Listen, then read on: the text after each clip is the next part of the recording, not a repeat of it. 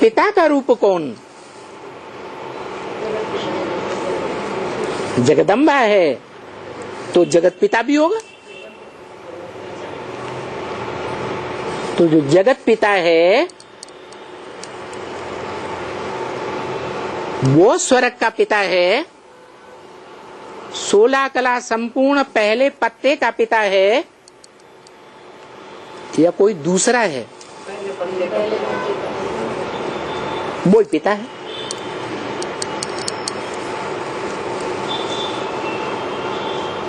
पिता जन्मदाता को कहा जाता है।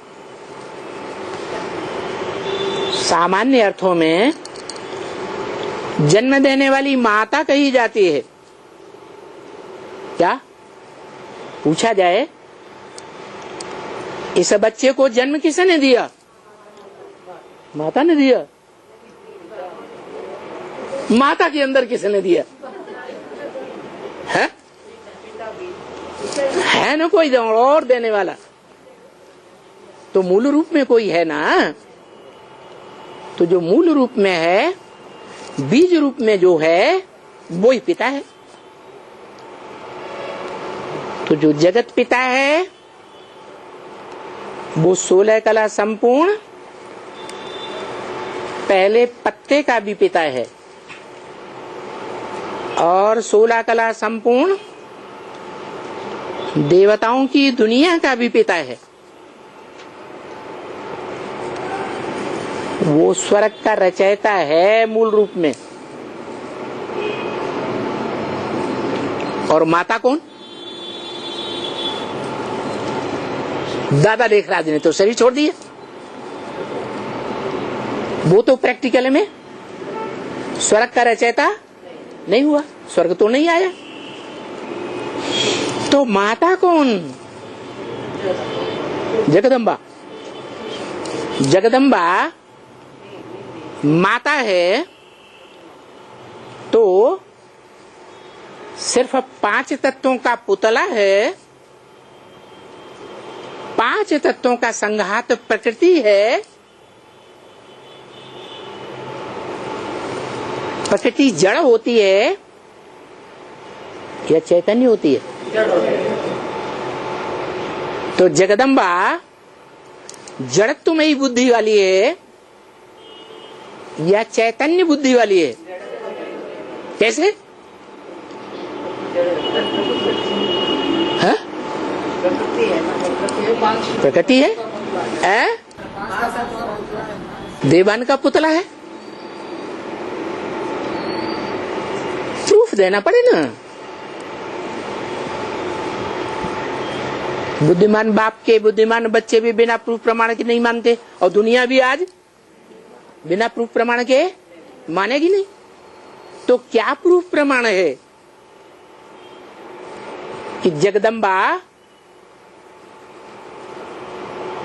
माताओं के बीच जितनी भी दुनिया में माताएं होती हैं, उन सभी माताओं के बीच सबसे जास्ती जड़त्वमयी बुद्धि वाली है?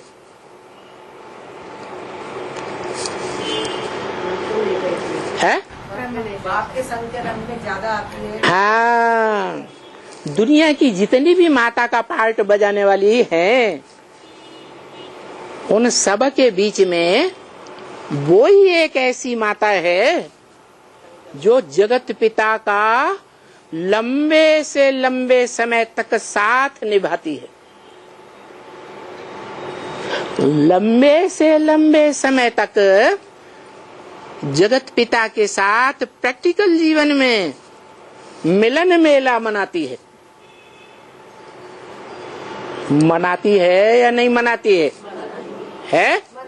मनाती है।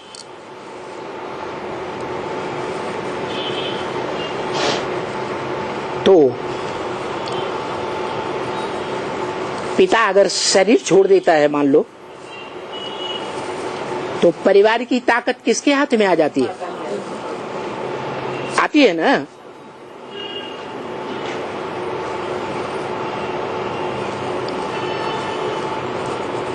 तो जगदम्बा के लिए गायन है क्या कि जगत पिता जब 5 तत्वों के पुतले से परे हो जाता है, मनुष्य सृष्टि रूपी वृक्ष का बीज रूप बाप है ना। सृष्टि रूपी वृक्ष में से कौन सा अंग है वृक्ष का जो सबसे पहले डिटैच हो जाता है? पत्ते, जड़ें, टहनियां, तना या फूल या फल? फल डिटैच होता है? पक जाता है फल तो बीज देता है। हाँ जी, इसीलिए दुनिया में भी जो फसल पैदा करने वाले किसान हैं, बागवान हैं, वो कोई भी वृक्ष या पौधे का जो पहला फल होता है, उस पहले फल में से जो पहला बीज होता है पावरफुल, उसी को बीज मान करके बोते हैं। क्या बाद वाले बीजों को उतना महत्व नहीं देते? क्यों? तो ज्यादा पावरफुल होता है। ऐसे ये मनुष्य सृष्टि का बीज है। ये मनुष्य सृष्टि का बीज जो 500-700 करोड़ प्रजा का पिता है, वो इस मनुष्य सृष्टि रूपी वृक्ष से पहले पहले अपने को डिटैच करता है। कब? अरे संगम युग में। संगम युग में जब भगवान आकर के ब्रह्मा के द्वारा ब्राह्मणों की सृष्टि रचते हैं, तो जो अव्वल नंबर कुरी के ब्राह्मण हैं, उनका जो मुखिया है कौन? मैं जब आता हूं तो पहले पहले किसको ज्ञान देता हूं? ज्ञान सूर्य का जो पार्ट बजाने वाली आत्मा है, आदि से लेकर के इस ड्रामा में अंत तक ज्ञान की रोशनी देने वाला है। वो प्रैक्टिकल में ज्ञान सूर्य, चैतन्य आत्मा पार्टधारी, उसको निमित्त बनाता है।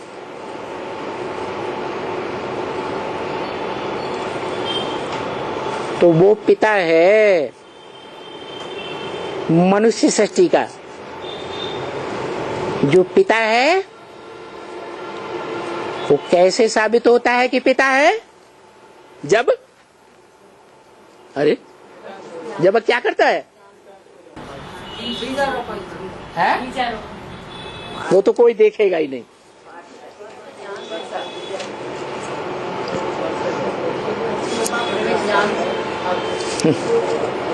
ज्ञान तो निराकार देता है, वो कहाँ देता है?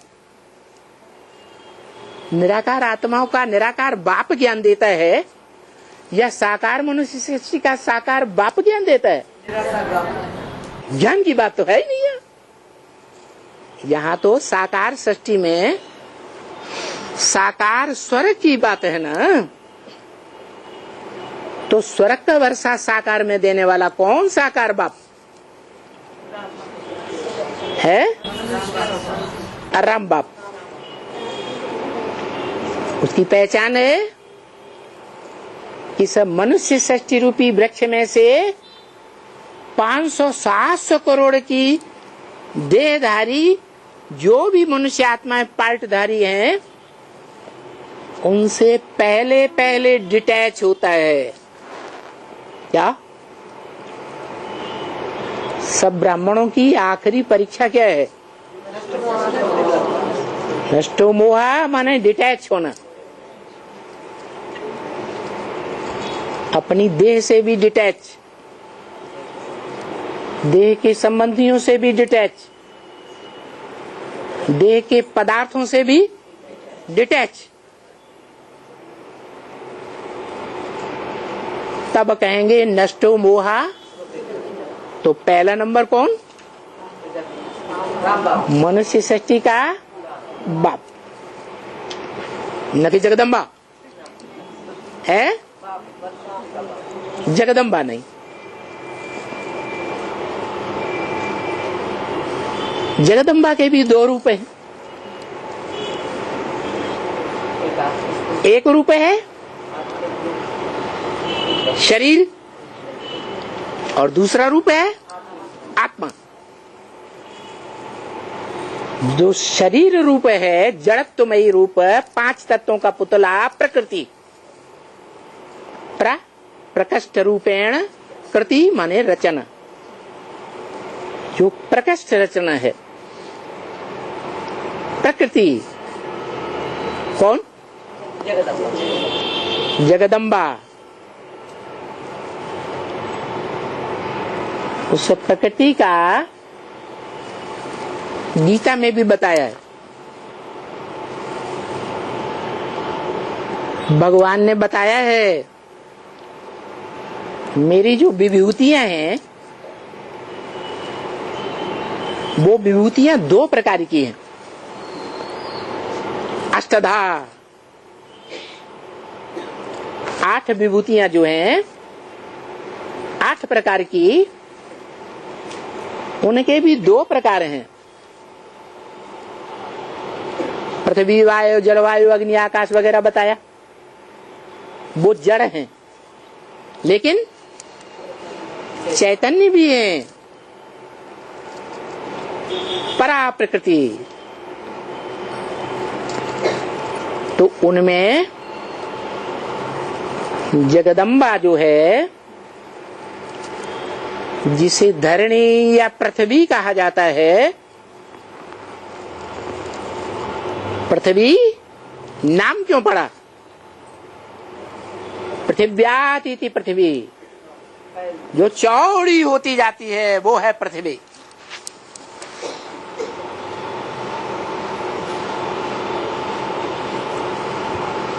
तो पृथ्वी नाम पड़ा तो काम भी किया होगा ना? नहीं है? क्या काम किया? सिर्फ भारत माता तक ही सीमित नहीं रही। क्या दुनिया के जितने धर्मखंड हैं, है विस्तार को पाती गई। विस्तार को पाया या नहीं? पृथ्वी ने या भारत ने? पृथ्वी ने पाया। इतना विस्तार को पाती गई कि सिखों में आज भी गैन है, राज करेगा खालसा। सारे विश्व की 500 करोड़ विश्व आत्माओं में सभी धर्म के जो भी फॉलोअर्स हैं, मनुष्य मात्र, सबके ऊपर राज करेगी। क्या? तब गायन है, राज करेगा खालसा।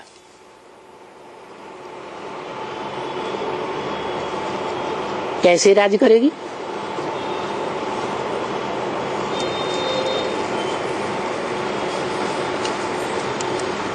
स्त्री में ज्यादा देह अभिमान होता है या पुरुष में, पिता में ज्यादा देह अभिमान होता है? स्त्रियों में बड़ी स्त्री कौन? जगदम्बा। तो देहभान के आधार पर जितने भी 500-700 करोड़ हैं मनुष्य मात्र, देह का भान धारण करने वाले, उन सब से ज्यादा पावरफुल कौन? जगदम्बा। इसलिए राज करेगी।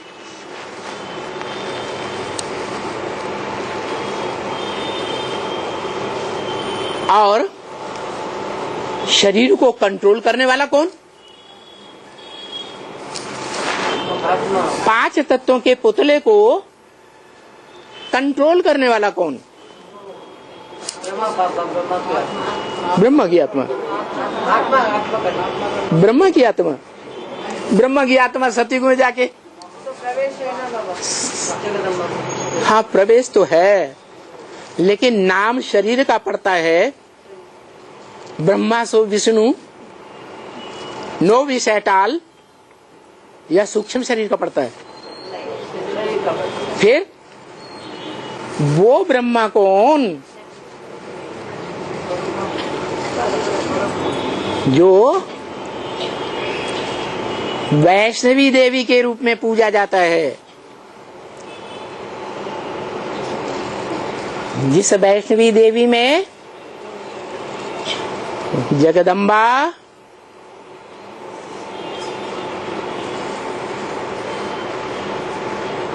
माने ब्रह्माणी,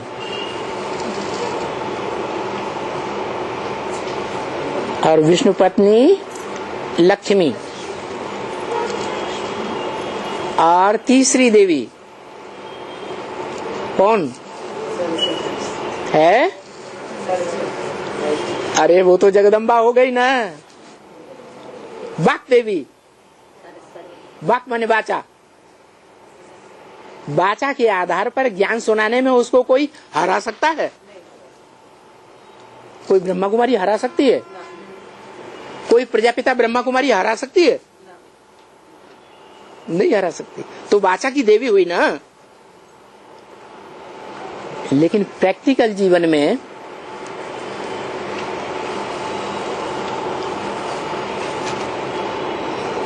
सभी ज्ञान इंद्रियों और कर्म इंद्रियों को कंट्रोल करने वाली है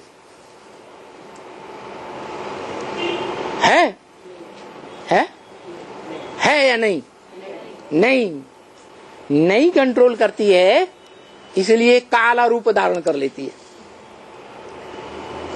महाकाली या महागौरी? महाकाली। तो उसको कंट्रोल कौन करेगा? महाकाली को महाकाली कंट्रोल करेगी है? महाकाल कंट्रोल करेगा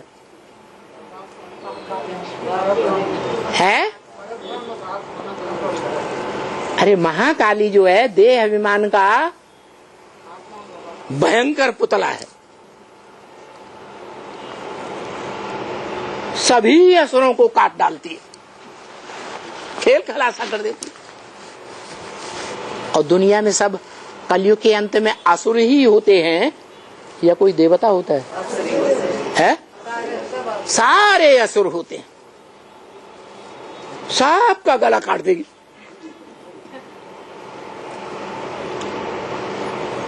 काटेगी या नहीं काटेगी?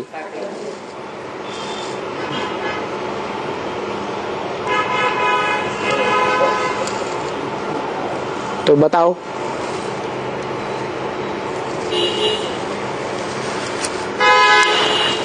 लक्ष्मी का गला काटेगी कि नहीं? नहीं है। लक्ष्मी ब्रह्मा कुमारी है या शिव कुमारी है? ब्रह्मा कुमारी है। ब्रह्मा कुमारियों में परंपरा है, दृष्टि देना दृष्टि लेना, है ना?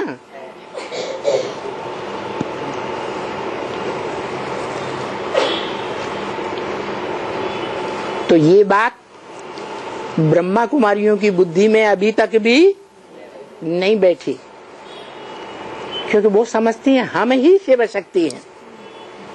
क्या समझती हैं? हम ही शिव शक्ति हैं। और ये जो प्रजापिता ब्रह्मा कुमारियां नाम धर के बैठी हैं, ये शिव की पवित्र शक्तियां नहीं, हम शिव शक्ति हैं।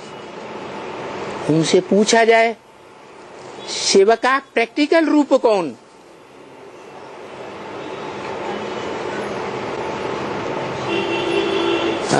तो बिंदी बता दो। तो विधर्मी हुए, विदेशी हुए या स्वदेशी हुए? जो भी ब्रह्मा कुमारियां हैं, जिनकी बुद्धि में अंत तक ये अगर नहीं बैठता है कि दृष्टि का लेन देन नहीं करना चाहिए मनुष्य आत्माओं को। परमपिता शिव की बात अलग है। तो परमपिता शिव को जो दृष्टि से सारी सृष्टि को पावन बनाता है, संग के रंग से है? बनाता है कि नहीं? प्रैक्टिकल में, प्रैक्टिकल कर्म इंद्रियों के द्वारा बनाता है या हवा में बनाता है?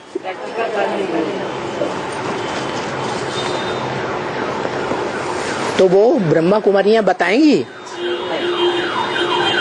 वो ब्रह्मा कुमारी जो ब्रह्मा के वंश से, चंद्रवंश से कन्वर्ट होकर सूर्यवंशी बन जाती है, वो अभी बता सकती है तो उसका बाप कौन? वो शिव कौन, जिसकी शिव शक्ति ब्रह्मा कुमारियां अपन को कहती है? उसका प्रैक्टिकल रूप क्या है शिव का? जो दृष्टि से, दृष्टि के फोर्स से सारी सृष्टि को पावन बनाता है।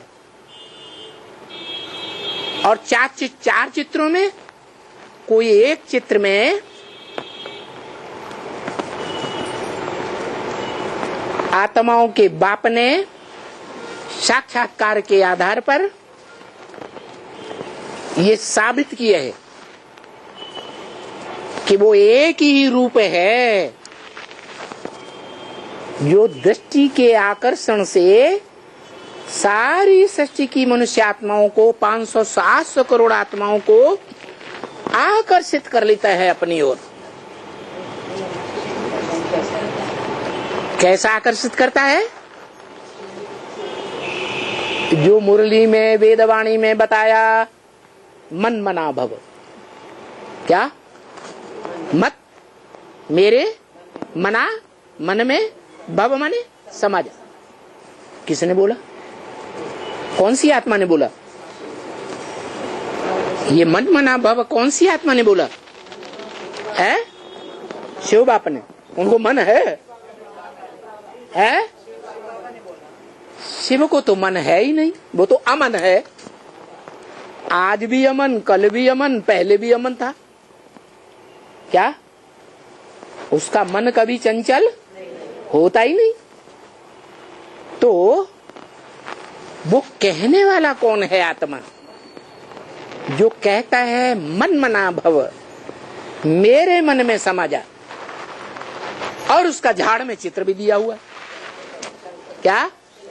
शंकर सृष्टि की सारी आत्माएं खिंच करके, बिंदु बिंदु आत्माएं उस अव्यक्त मूर्ति के द्वारा। कैसी मूर्ति? अव्यक्त मूर्ति। अव्यक्त माने जो आंखों से दिखाई नहीं देती। और मूर्ति भी है, मूर्तमान भी है,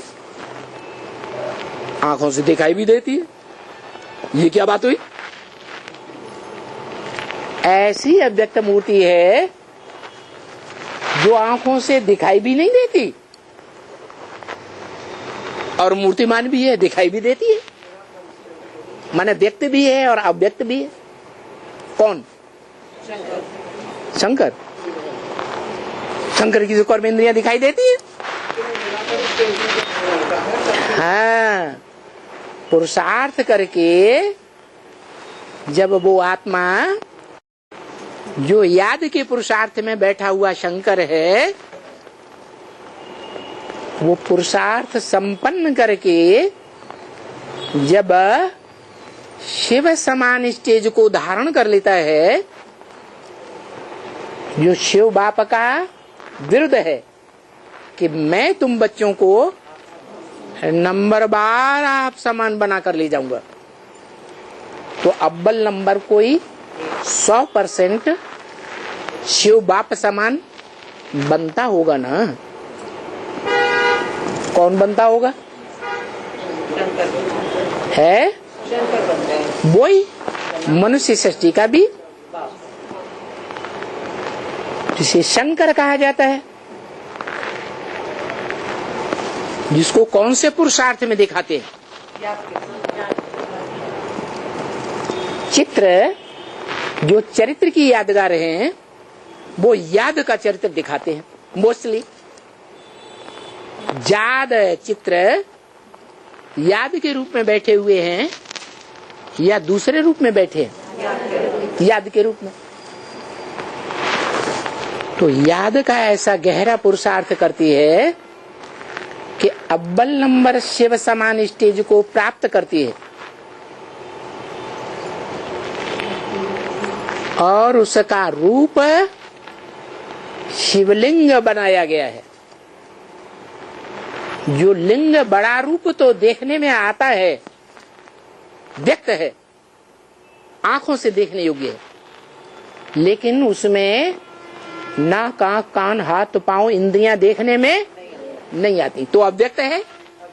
अव्यक्त है माने अव्यक्त भी है और व्यक्त भी। इसलिए गीता में आया है अव्यक्त मूर्तिना।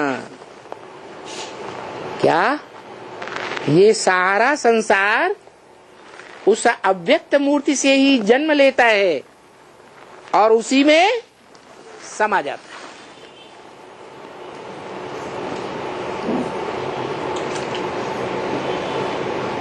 सृष्टि के महामृत्यु के समय सभी मनुष्य आत्माएं उस स्वरूप को, उस विश्व पिता को पहचानेंगी या नहीं पहचानेंगी? जब पहचानेंगी कि ये विश्व पिता है, विश्व में स्वर्ग भी है, नरक भी है,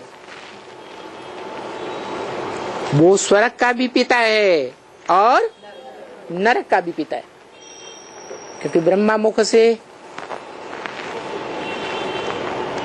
आत्माओं के बाप ने बोला, त्रिकालदर्शी ने, क्या स्वर्ग की दुनिया मेरी है तो नरक की दुनिया स्वर्ग की दुनिया क्या? मेरी है तो नरक की दुनिया मेरी नहीं है क्या? किसने बोला? शिव ने है? शिव नहीं बोलता। शिव नरक की दुनिया बनाता भी नहीं। बनाता है? नहीं। नरक की दुनिया बनाता भी नहीं और स्वर्ग की दुनिया भी खुद नहीं बनाता। हाँ, स्वर्ग की दुनिया बनाने वाले को परिचय देता है। जैसे ब्रह्मा को परिचय मिला, मुझे सफेद पोष ब्रह्मा का पार्ट बजाना है,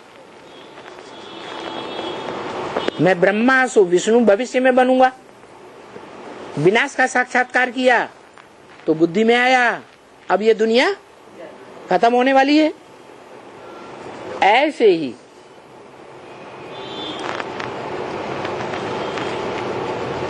जब ब्रह्मा रूपी माता गीता माता के द्वारा पूरा ज्ञान, पूरी जानकारी मिल जाती है, गीता माता की रोम रोम की जानकारी मिल जाती है, तो जिसको जानकारी मिलती है वो स्वर्ग बनाने की जानकारी पाता है या नहीं पाता है? स्वर्ग बनाने की भी जानकारी पाता है। इसलिए पहले ब्रह्मा कुमारी आश्रमों में दरवाजे पर एक बड़ा बोर्ड लगाया जाता था, उसमें कृष्ण का चित्र छपाया जाता था, हाथ में स्वर्ग का गोला और लात में नरक का गोला। माना बुद्ध रूपी तीरी हथेली पर स्वर्ग का नक्शा आ जाता है। कृष्ण की तीरी पर बहिष्ठ माना स्वर्ग आ जाता है, स्वर्ग का नक्शा आ जाता है, प्लानिंग आ जाती है, और नरक की दुनिया को लात मारता। जब नरक की दुनिया को प्रैक्टिकल में लात मारता है और नई दुनिया का